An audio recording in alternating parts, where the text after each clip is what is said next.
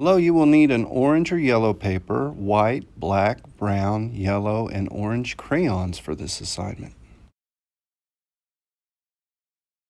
Hello everybody, this is a quick lesson on drawing a fishing boat or a schooner, I think.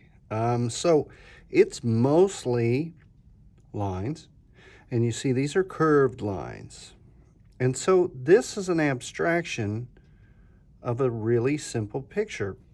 It's made more complex because of the lines, and it is similar to a stained glass window and the juxtaposition of color that we've been working with, or even the Mondrian squares or things like that that we've done. So there's a lot of things in common with what we've done, but we're going closer toward abstraction.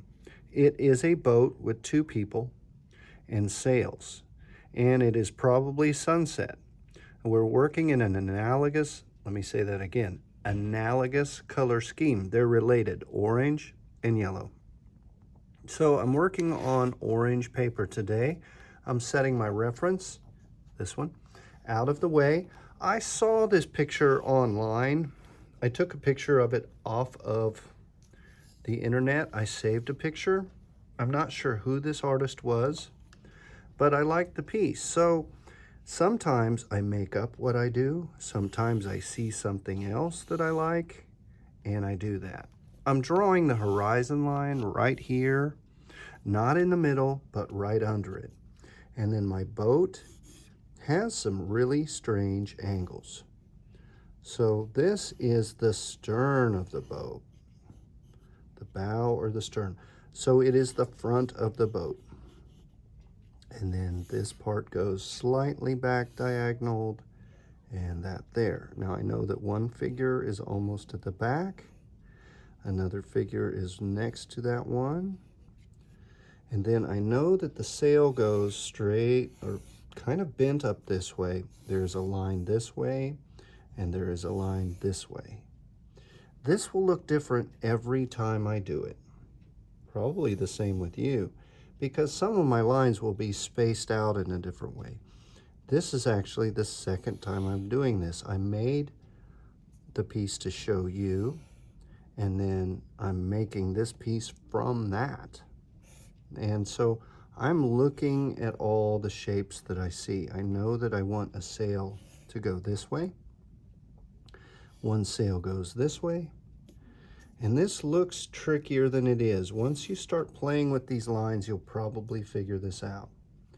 Now, as far as color goes, this is going to be the lightest space because it's where the sun is setting and the horizon is ending. So I'm wanting to draw those parts in so I can get to my colors next. And this is just to play with lines and shadows and highlights. It's pretty fun. So that's why I chose that for today. Now, let's start with a yellow crayon. If you had orange paper in your classroom, this is what you would use. And lightly color in some of these areas, not all, and don't push too hard with this because you want to leave some of that orange showing through. I'm using a watercolor crayon right now, but I did not use water with this. It's just that they're soft crayons, and you can use normal crayons too. You could use oil pastel. You could do this with paint if you're at home, depending on what you want to use. But it's mostly about lines and these related colors of yellow and orange. And I thought this would be kind of fun on a cold day to do. It may not be cold when we watch this video, but I thought it looked warm and sunny and kind of fun.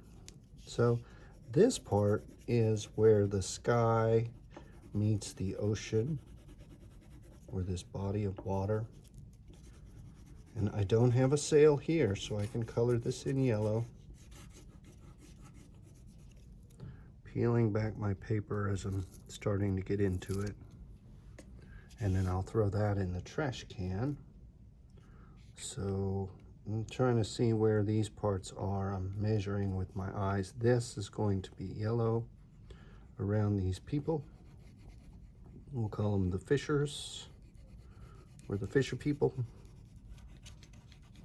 Usually go side to side horizontal when you do colors in the sky so that it looks smooth, not like a storm. So usually like that, just enough. So this is actually going to be even lighter. I'm going to blend white into this right up here at this part. And then as it comes down, it can get lighter. I don't have to push as hard with my yellow. I'm saying lighter, but it's going to have less yellow and more orange. And so I wanted you to see this just gradually stopping with my yellow, but it's very bright here. So that's it for this. Now I can go in with my brown or my white. Choosing white. Push pretty hard with this to color it in.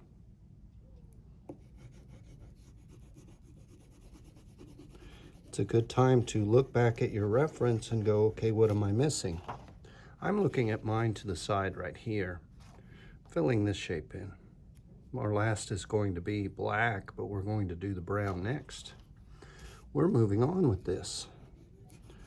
This is coming together, and don't worry, don't fret if your lines aren't the same shape or direction as mine.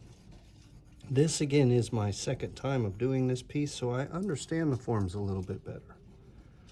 My eye and my brain and my hand, we get this, so that's fun. So I'm going pretty opaque. I'm pushing hard. I don't want this to be see-through, you know, to see that orange. I want that to look like a bright white sail caught in the sun. Looking at this. Now I don't want to blend too much black and then mix gray with this. So that's why I'm not coloring over black lines, and that's why I do black lines last. But you probably remember that. And then this had a strange sail shape, like they're catching the tailwind. Maybe that's taking them home after they caught lots of fish. Who knows? You can make up the story. But I have this. Now, there is some white here to make this lighter. And this lifts the sea up a little bit, and it creates a little bit of drama, and it makes that yellow really light yellow. And then I had some funny highlights in here, and you don't have to be too specific or think too much about it. You just want some light to dance across the surface of the water. Think about when you've seen sunlight shine on water. It kind of does its own thing, doesn't it? It doesn't do what you would expect it to do. It does what it does, and only about that. So we've got that. Now let's go with our brown. This needs colored in. And I like how it's broken into planes here. So what I'm going to do is mix a little brown and a little bit of white. It's not exactly what was in the original, and that's okay. So there I have light brown. And I want light brown up here. And this is different than what we saw, but I'm changing it up now, as this is the second time I've done this. I'm making it a little more interesting for me.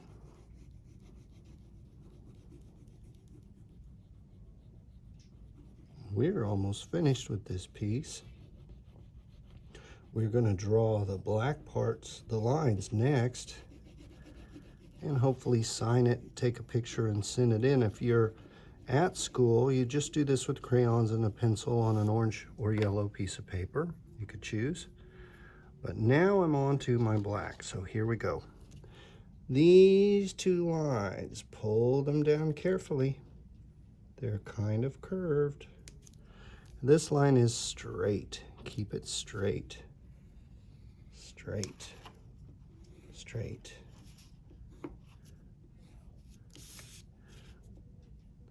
Curved.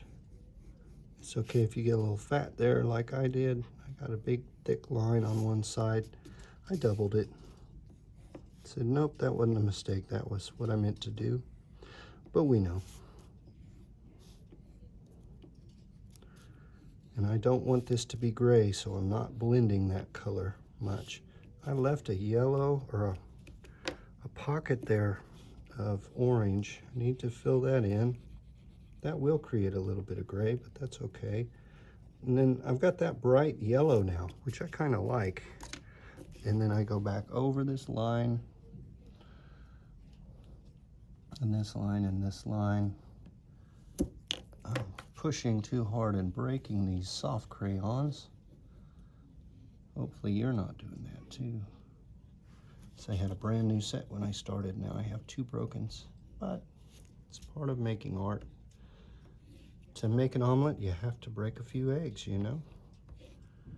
So I have all this. I know there were other marks. And I'm not just putting marks to put marks, but these are kind of like still water wave lines. I'm looking, do I have everything? Now my sail, I'm comparing and contrasting here, level 3 depth of knowledge here. I am thinking about this needs to be as wide as this, but it's not. This got smaller, so that's a big change. Also, this got lighter, but I like that. I think I like this one a little bit better, even though it's not finished. I like the color differences. I'm not crazy about that thick black line, but I can blend that better too. I can fix that. If it's nice and thick and deliberate, it looks better. Like I meant to do that. If it looks kind of strange, like it's just stuck there, like I'm not sure about that, then your viewer won't be sure about it either. They'll be confused, like, did you mean to do that, or was that a goof? Was it a mistake? And it's okay if you make a mistake. I mean, we're learning how to do this. This is probably your first time of doing a picture like this, and it's an abstracted sailboat, or not a sailboat, but a fishing boat, I think. So hopefully you've enjoyed this. I'll include a picture of the original by an unknown artist, but it is a contemporary piece. And so we worked with analogous colors. We used yellow and orange. Those are related. You know, yellow is the primary, orange is the secondary. They're calling this vermilion orange. So I've got orange and yellow, and then I've got white, brown, and black.